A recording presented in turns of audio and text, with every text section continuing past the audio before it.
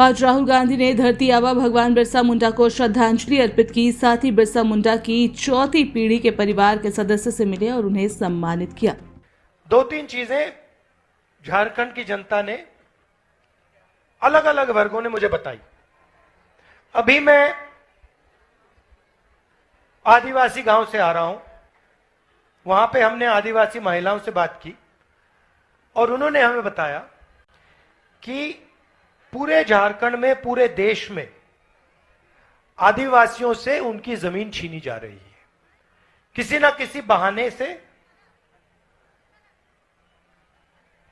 अंत में यह होता है, विकास का नाम लिया जाता है, सड़क बनाने का नाम लिया जाता है, मगर अंत में आदिवासी को पता लगता है कि उसकी जमीन हड़प ली गई है या किसी एनजीओ को पकड़ा दी गई है या किसी अरबपति अदानी जैसे व्यक्ति को पकड़ाई दी। तो ये आदिवासियों का सबसे बड़ा मुद्दा है, उन पे केस लगा दिए जाते हैं। इसी अभी कुछ ही देर पहले एक एनजीओ की जमीन है, वहां पे आदिवासियों की जमीन छीन ली, उनको कॉम्पनसेशन तक नहीं दिया और उनकी जमीन लेकर एनजीओ में डाल दी। उन व्यक्तियों से मैं मिला, फिर अफसर से मिला। तो पहले अफसर मुझे कहते हैं, देखिए ये तो ग्राम सभा की जमीन थी। तो फिर उन्होंने मुझे कागज दिखाया, जो व्यक्ति की जमीन गई उसने कागज दिखाया। तो फिर मैंने अफसर से कहा, भैया ये आप बताओ, ये क्या कागज फर्जी है क्या? ये व्यक्ति झूठ बोल रहा है क्या? कहते हैं नहीं, झूठ तो नहीं बोल रहा है। तो फिर मैंने बोला, फिर ग्राम सभा की जमीन है नहीं, इसी की जमीन है। तो ये पूरे झारखंड में, पूरे जहां भी आदिवासी लोग हैं वहां पे ये हो रहा है। हम एक कानून लाए थे, पैसा कानून था। दो कानून है, एक पैसा कानून, एक जमीन अधिग्रहण कानून।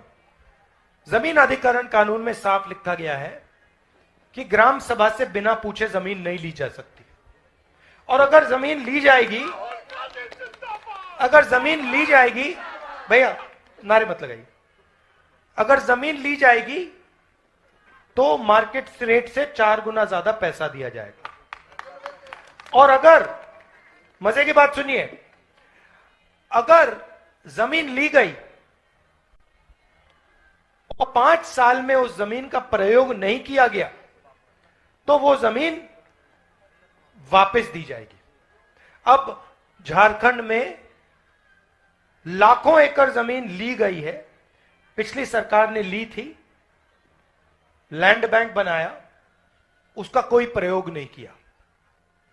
तो यहां के आदिवासियों ने मुझे कहा, और सही कहा, कि 5 साल हो गए, ये जमीन अब वापस जानी चाहिए, हमें वापस मिलनी चाहिए, किसका कोई प्रयोग ही नहीं हुआ।